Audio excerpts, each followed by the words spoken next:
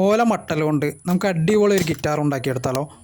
അപ്പോൾ ഫസ്റ്റ് നമുക്ക് നല്ലൊരു മട്ടലെടുത്ത് നമുക്കതൊന്ന് ജസ്റ്റ് ഒന്ന് കൊത്തിയെടുക്കേണ്ടതാണ്. അപ്പോൾ നമ്മൾ ഈ ഒരു രീതിയിൽ കൊത്തിയെടുത്തിട്ടുണ്ട്.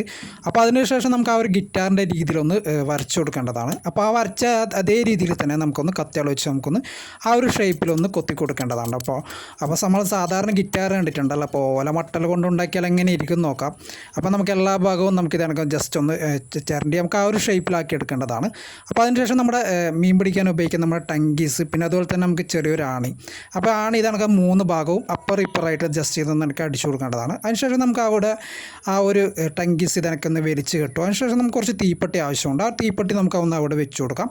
അപ്പോൾ ഏകദേശം നമ്മുടെ ആ ഒരു ഗിറ്റാറിൻ്റെ വർക്ക് കംപ്ലീറ്റ് ആയിട്ടുണ്ട്. അപ്പോൾ നമുക്കിതിൻ്റെ ആ ഒരു സൗണ്ട് ഒന്ന് കേട്ട് നോക്കാം. അപ്പോൾ വീഡിയോ ഇഷ്ടപ്പെടുകയാണെങ്കിൽ മറക്കാൻ നമ്മുടെ ചാനൽ ഒന്ന് സബ്സ്ക്രൈബ് ചെയ്യൂ.